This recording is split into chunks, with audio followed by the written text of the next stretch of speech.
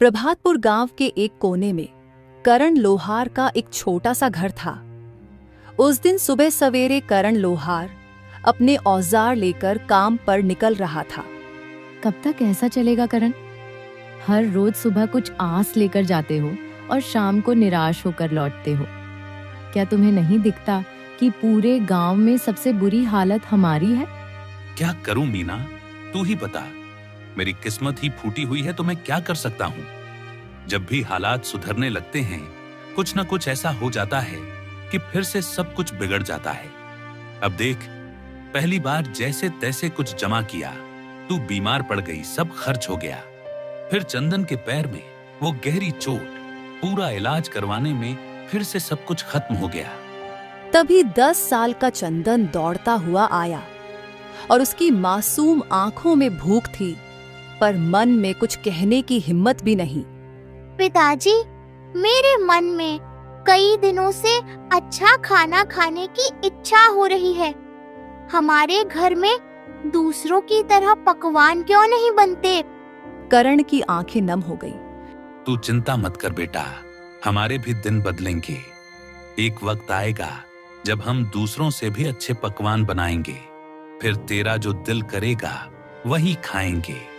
पर पिताजी, जब पड़ोस की ताई के घर से पकवानों की खुशबू आती है तो मैं खींचा चला जाता हूँ। एक दिन मैं चला भी गया था, लेकिन उन्होंने मुझे देखते ही खाना छुपा लिया और कहा, यहाँ मत आ, भाग जा। मीना की आंखों से आंसू बह निकले। उसका दिल जैसे किसी ने मसल कर रख दिया हो।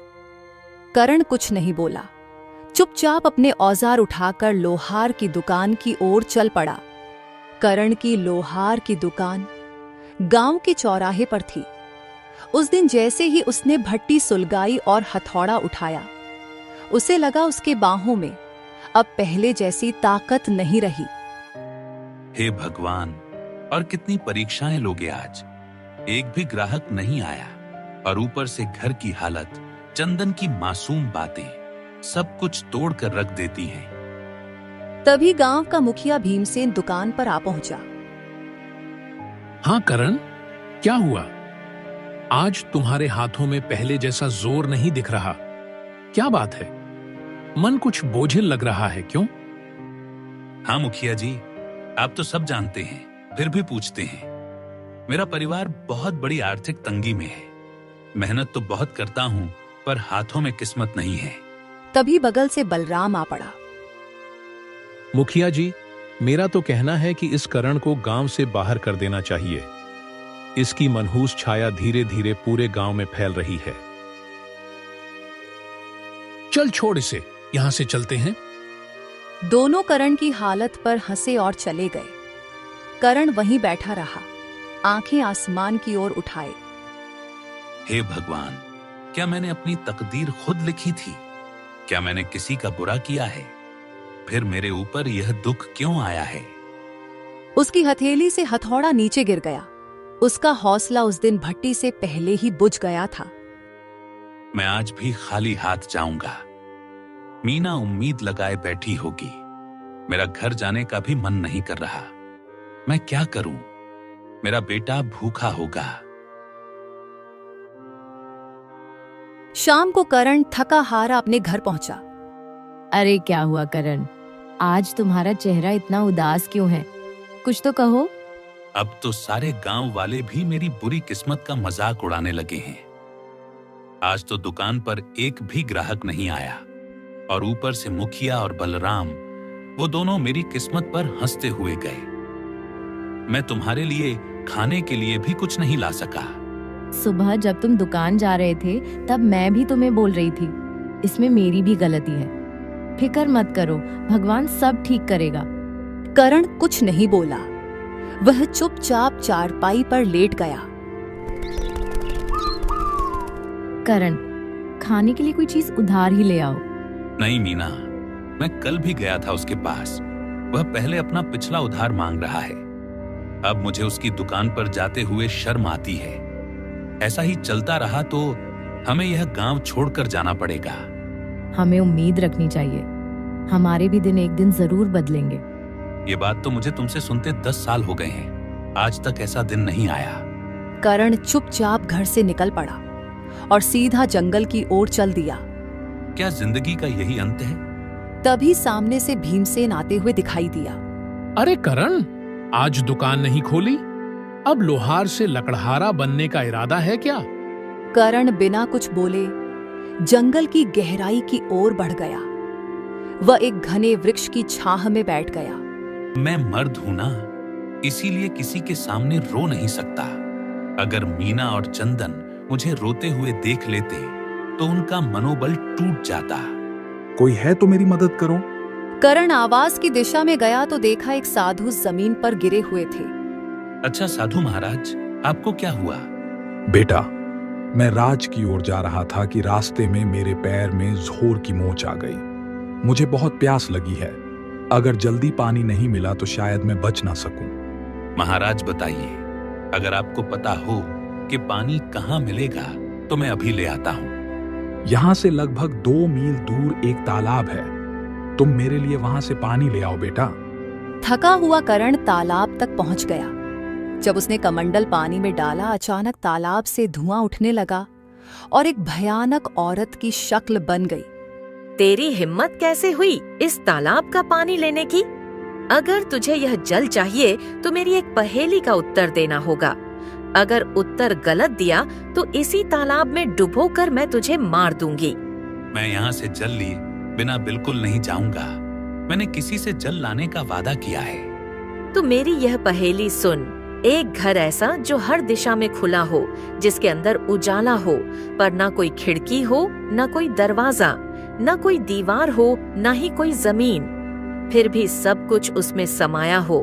बताओ कौन है वो? करण कुछ पल के लिए आंखें मूंद लेता है। वो है मनुष्य का मन, जो हर दिशा में खुला होता है, जिसमें उजाला भी होता है और अंधेरा भी। ना कोई दीवार, ना कोई दरवाजा, फिर भी उसमें पूरा संसार समा जाता है। तू पहला व्यक्ति है जिसने मेरी पहेली का सही उत्तर दिया। जा, जितना जल चाहिए ले जा। करण तेजी से लौटा और साधु को जल दिया। बेटा, क्या सच में तुमने इसी तालाब से जल लिया है? मैं जानता था कि उस तालाब में एक डायन का वास है। तुम पहले व्यक्ति हो जिसने उस डायन की पहेली हल की और मेरे लिए जल लेकर आए। साधु ने अपनी आंखें बंद कर ली और कुछ मंत्र पढ़ने लगे। तभी वहां एक सुंदर हिरण प्रकट हुआ।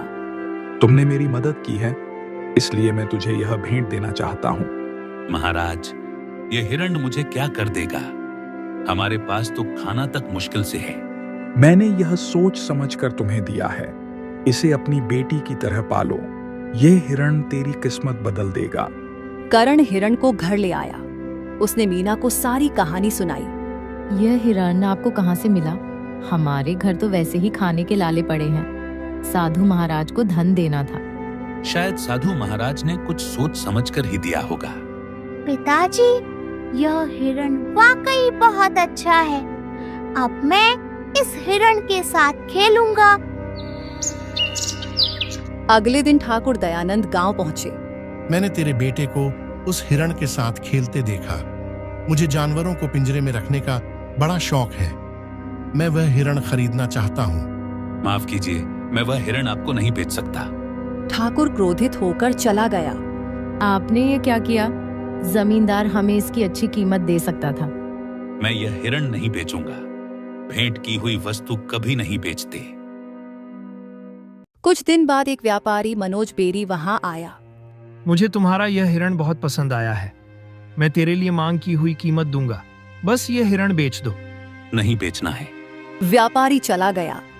जब से ये हिरण आया है तब से हमारा खर्चा और बढ़ गया है। क्यों नहीं बेचा इसे? न जाने क्यों मुझे इस हिरण से अब एक खास लगाव हो गया है। साधु महाराज ने कहा था, इसे अपनी बेटी की तरह पालना। भला कोई अपनी बेटी को बेचे? वहीं पास के नगर के राजमहल में सम्राट आदित्य अपनी बेहोश पुत्री राजकुमारी मृदुला को देख रहे थे। गुरुजी, क्या मेरी पुत्री ठीक हो पाएगी?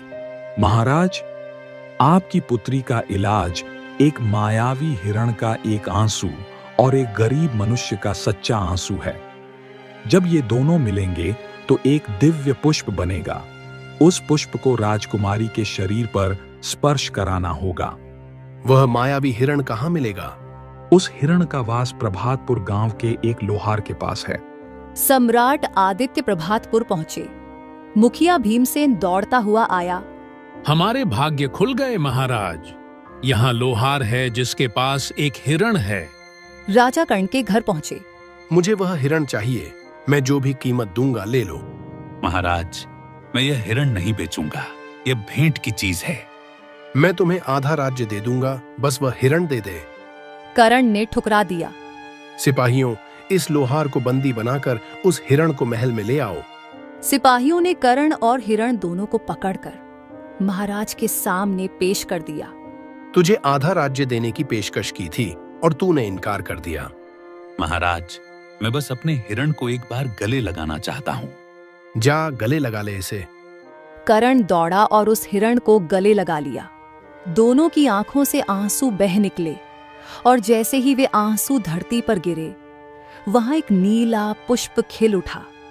महाराज, यही वह फूल है जो आपकी पुत्री को ठीक कर सकता है। सम्राट पुष्प लेकर राजकुमारी के कमरे में गए। जैसे ही पुष्प ने राजकुमारी के शरीर को छुआ, वह होश में आ गई। सम्राट खुशी से दरबार वापस आए। मुझे माफ कर दो। मैंने अपनी पुत्री के प्यार में अंधा होकर तुम्हारे साथ अन्याय किया। तुम्हारे आंसू सच्चे थे। तभी वह साधु श्रीधर प्रकट हुए। महाराज, यह गरीब लोहार किस्मत का मारा है। उस हिरण को मैंने ही उसे भेंट किया था। मैंने कहा था यह उसकी किस्मत बदलेगा। मैंने जाना था कि आपकी पुत्री का इलाज इसी मायावी हिरण से संभव होगा, पर वह तभी संभव था जब हिरण पालने वाले की आंखों से सच्चे आंसू निकले, और सच्चे आंसू केवल सच्चे इंसान के निकलते हैं। साधु ने कर्ण की तरफ देखा। कर्ण, तुम्हारा काम पूरा हुआ। अब समय आ गया है। मैं तुमको बहुत सा सोना देता हूँ। तुम्हारी वजह से हमारी पुत्री ठीक हुई है और हम तुम्हारा यह एहसान कभी नहीं भूलेंगे। महाराज, कृपया इसे मुझे न दें। नहीं, यह भेंट है और भेंट को कभी ठुकराते नहीं। आज से तुम मेरे राजमहल में मेरे सलाहकार बनकर रहोगे और मेरे खजाने का काम तुम्हारे कंधों पर होगा। तुम सच्चे इंसान हो और जिस गांव में तुम रहते हो, आज से तुम उस गांव के जमींदार हो। वह पूरा गांव अब तुम्हारा होगा। कर्ण ने अपनी मेहनत, ईमानदारी और सच्चाई के बदले यह दौलत पाई और अपनी सच्चाई से उसने अपनी किस्मत बदल ली। उसका जीवन अब पहले से कहीं ज्यादा खुशहाल और सफल हो गया और वह अपने गांव के लिए एक मिसाल बन गया।